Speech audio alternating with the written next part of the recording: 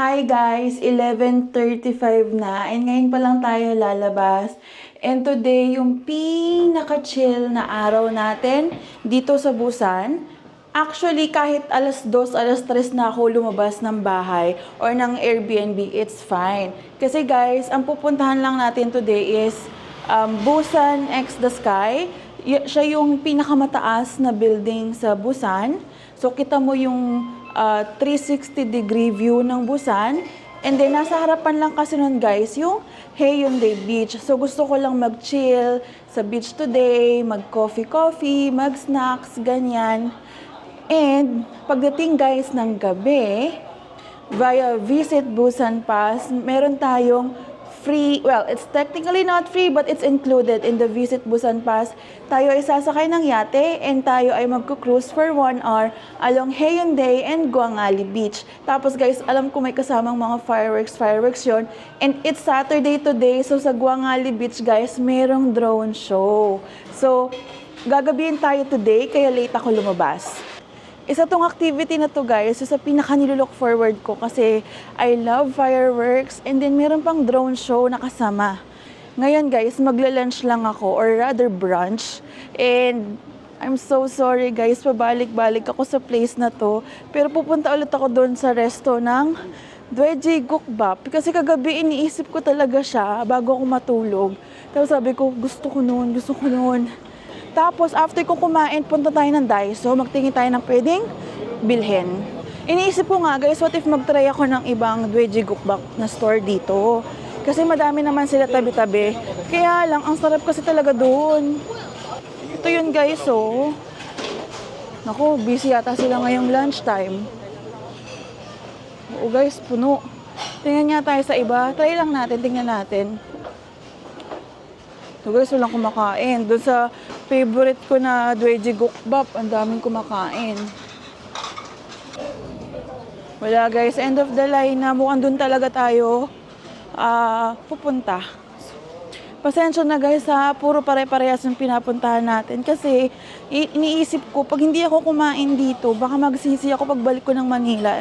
Kasi parang iisip-isipin ko siya. Ang sarap niya kasi talaga and sulit na sulit for its price. Para ka lang nag-convenience store, guys. Ganun yung presyo. Pero guys, mamayang gabi, sa Haeundae Beach tayo kakain ng dinner. So, for sure, iba ang kakainin natin tonight. Promise yan. One? Waiting. Yeah, wait. Okay, thank you.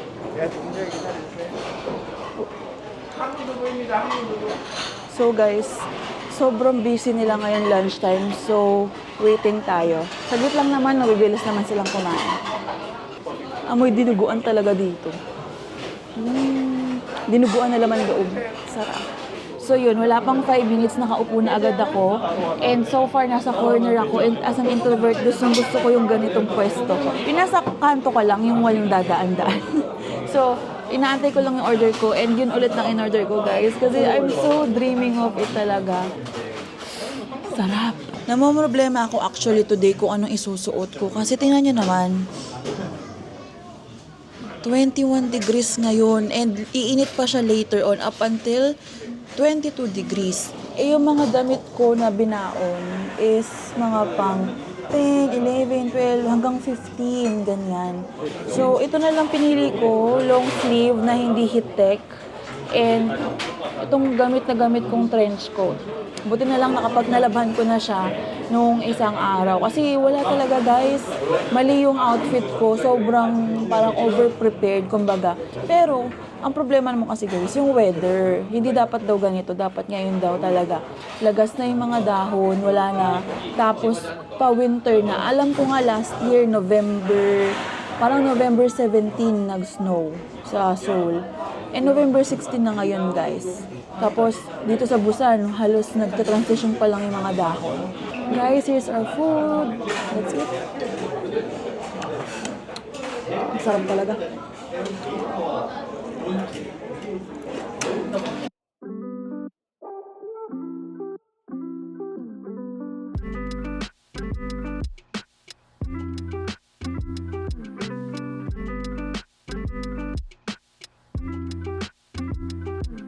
Okay? Yeah, okay. 감사합니다. Guys, grabe talaga ang sarap. Grabe yung pila, oh. Hanggang labas na. Ngayon guys, punta tayo ng Daiso. 12:23 pa lang naman eh, maaga pa. Plano ko umalis dito mga around 2:30, ganyan. Papunta ng Haeundae Beach. Kasi nandun yung building ko, nasaan yung Busan X The Sky. So, shopping muna tayo, window shopping. Tingnan tayo ng mga pwedeng mabili at maiuwi sa Pilipinas. Let's go, Daiso!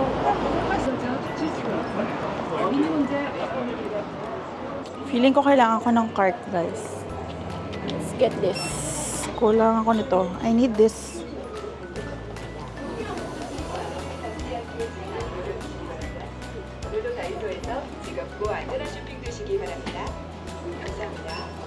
Gusto ko mag-uwi nito, guys. Kaya lang, feeling ko mababasag siya. 3,001 lang. Paano kaya to iuwi? Hand carry?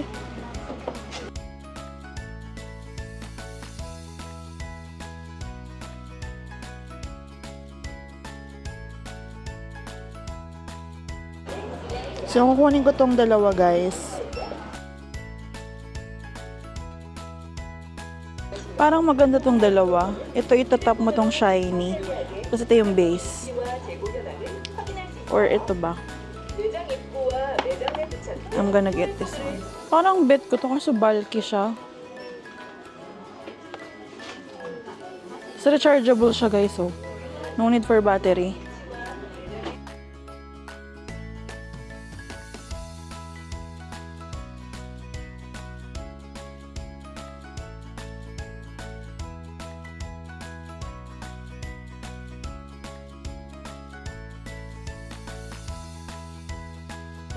Sa mga mahilig mag-nails dyan, guys. Oh, look! Naalala ko tuloy yung nail artist ko. Pinag-uusapan namin to nung nagpagawa ako ng kuko sa kanya. Sabi ko, alam ko doon sa Korea, mahilig sila sa mga nails. Ayan, guys, oh. Mga bling-bling. Yung mga pwede mong idikit sa kuko mo.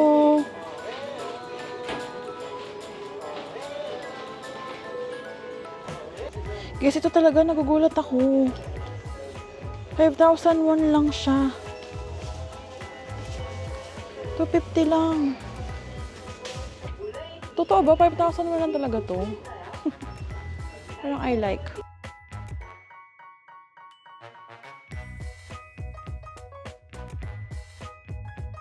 So guys, tinawagan ko yung mga friends ko kasi magpupunta sila ng Japan and then yung isa magpupunta ng Australia this month. Pag-uwi ko sila naman yung aalis. So, sinabihan ko sila na ang mura nga ng mga damit dito. So, ito yung mga pinabili nila, guys. One. And then this one. Tapos ito pa. And then ito, guys, bumili ako nito. Try ko, isusuot ko siya later tonight.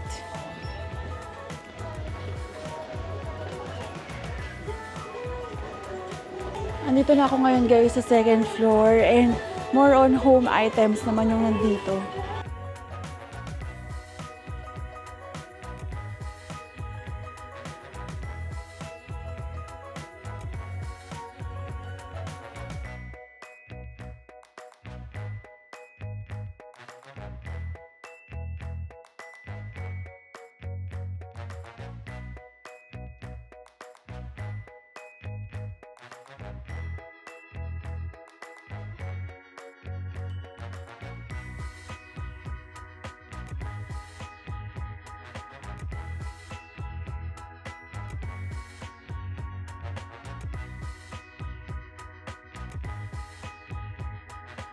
Meron din sila, guys, snack section.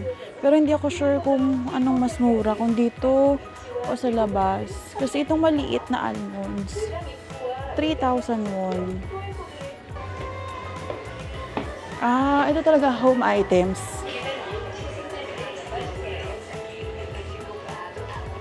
Cute, oh. Oh, spak, aesthetic na planggana. Partner niya aesthetic na tabo. Ito yung mga sikat na shower heads. Let's get one nga. Ikakabit niyo daw sa shower head to, guys. Kasi may mga vitamins.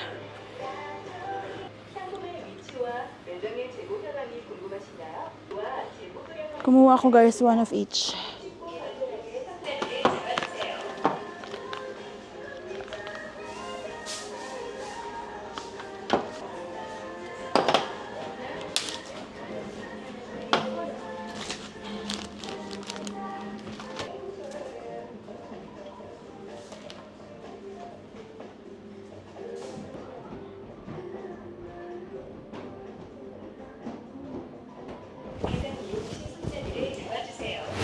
Guys, I'm back at the Airbnb and kung makikita nyo, ayan, suot-suot ko na yung binili natin na parang teddy bear na vest sa Daiso. Ito pa yung iba nating napamili, guys.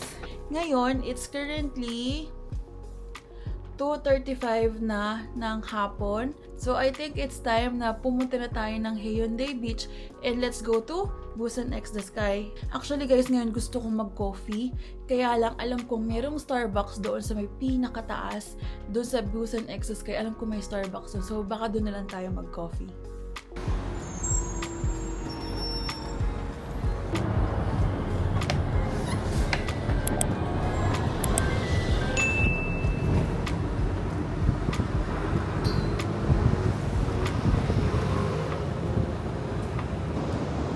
So guys, nakababa na ako ng bus. 2 rides from Somyeon. Around 1 hour yung biyahe. And for some reason, very familiar sa akin tong area. Feeling ko dito tayo guys, bumaba. Nung nagpunta tayo ng Haeundae Blue Line Park. Guys, may mataas na building dito. I'm not sure if ito yung building ng Busan X The Sky. Pakita ko sa inyo. Ayan guys, ang taas ng building. Yun na kaya? Let's see. And guys, I am correct. Ito nga yung dinaanan natin nung pumunta tayo ng Blue Line Park. So magkatabi lang pala yung Busan X The Sky tsaka yung Haeundae Blue Line Park. So kung gusto nyo, pwede nyo siyang gawin together. After nyo mag Blue Line Park, magpunta kayo ng X The Sky or vice versa. Hindi ko naisip yun ah. Akala ko kasi guys, itong Haeundae Busan X The Sky, akala ko, nasa bandang gitna-gitna siya ng Haeundae Beach. Nasa dulo pala siya. Ayan guys, so I am so correct. So nandito tayo, ito yung Blue Line Park. And then naandito lang pala guys, yung Busan X The Sky na building. And I really think, ayan yun, kasi ang taas niya guys.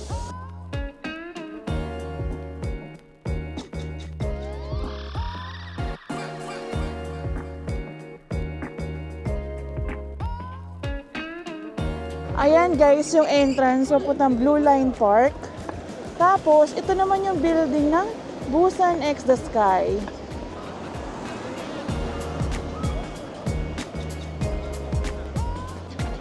Guys, ang ganda dito. Ang daming tao, ang saya. Ang laki ng araw guys, oh.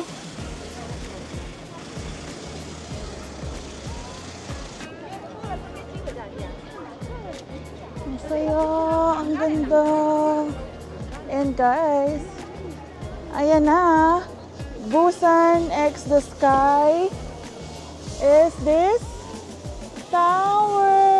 Ayan, ang taas. Let's go, let's go. Habang hindi pa bumababa yung araw, guys.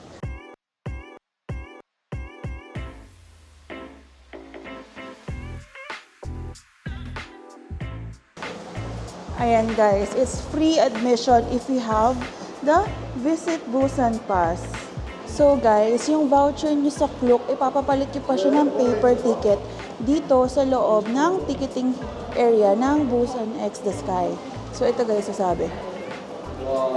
So your online voucher could have purchases from KKday, Klook, Trip.com. Ayan guys, i-exchange nyo pa siya sa paper ticket. Let's get our ticket.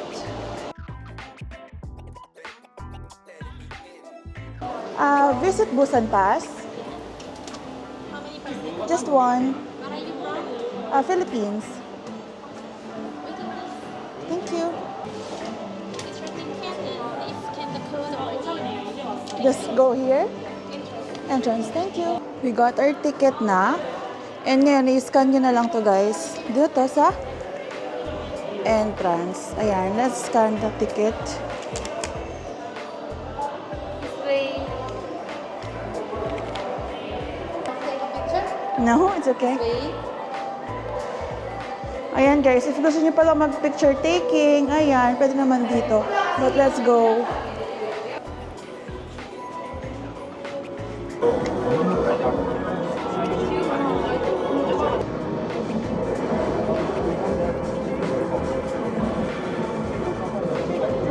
지금까지 누나를 찍겠습니다.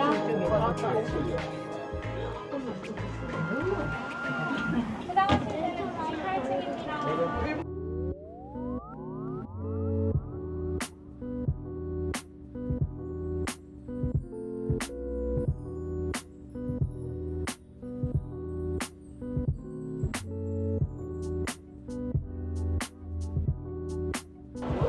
Guys, ang ganda. Yun yung Hyundai Beach sa baba, guys. Ay, nakakatakot. Yan, guys, yung Hyundai Beach. Sakto yung punta natin. Ang ganda ng sunset.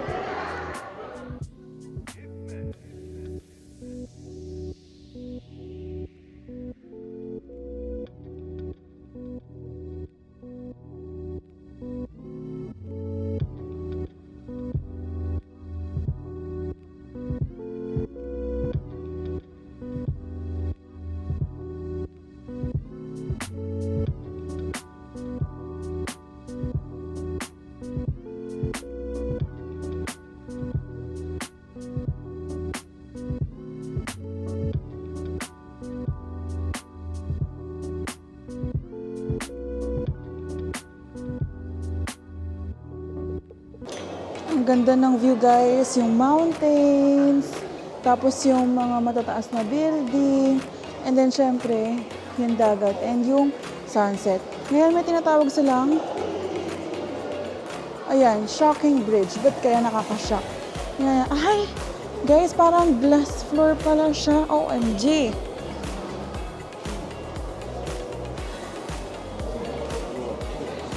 Hala, kaya ba natin to?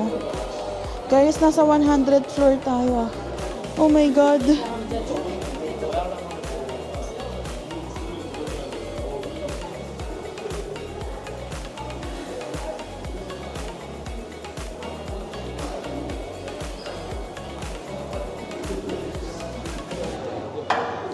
Guys, nakaka-shock nga. Nakakatakot. So yan guys, yung shocking bridge. Tapos, dyan yung makikita sa side, dito naman sa side na ito, makikita niyo yung mountains, yung buildings, and yung beach, tsaka sunset. Ngayon, punta tayo ng 99th floor. Nandun daw yung Starbucks. So, baba lang tayo ng isang floor.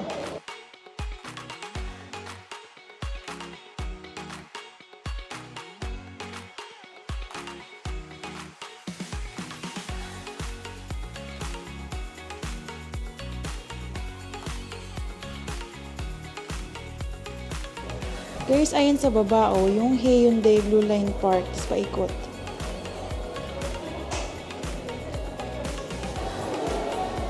Yan guys, oh, ang taas-taas natin. Look! Oh! Nasa 98th floor na tayo, guys. So, magpipicture lang ang solo traveler, guys, ha? Pahirapan na naman to, pero masaya naman. Siyempre, with our bestie na tripod. And yung kanyang pangganon, clicker. So guys, nakapag-picture-picture na ako dito. Ayan, and lumubog na guys yung araw. Ngayon, I'm hungry and I want coffee. So, let's go to the Starbucks located on the highest floor. So, naka-order na ako guys ng Dolce Latte, venti. And also, chocolate ganache cake. Let's eat. And guys, ito yung view sa harapan ko. Tingnan nyo naman yan guys. Oh, ang ganda. Although madilim-dilim na dahil Gabi na guys, nag-set na yung sun, but that's my view. Yung mga pupuntahan ko today guys is kasama siya sa Visit Busan Pass. And grabe yung savings ko guys. Imagine, yung entrance pa lang dito sa Busan X the Sky is around 900 pesos na sa Klook. And then later on, around 8 p.m., magkakaroon nga tayo ng yacht cruise around Guangali and Hyundai Beach. And sa Klook, it ranges from 1,000 to 3,000 pesos. Tapos yung isang araw, beach train tayo. So that's 12,000 won or around mga 500, 600 pesos. So guys, just do the math. 'Di ba? Bawi mo na kaagad in 3 attractions. 'Di ba? Eh yung akin guys, 5 attractions yung kasama nung Pasko.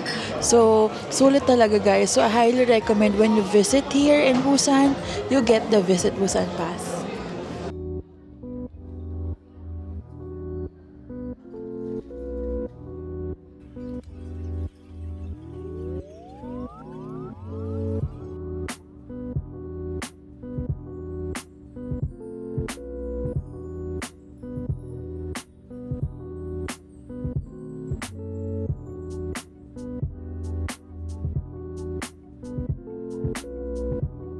Guys, nagulat ako sa CR nila.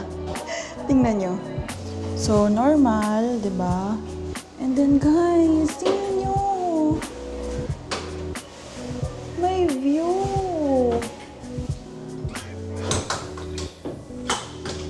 Tingnan nyo guys, so ang ganda ng view. What more during the day? Kitang-kita nyo siguro yan. Grabe guys. Hindi ito ang view ha, hindi yan. Ayan.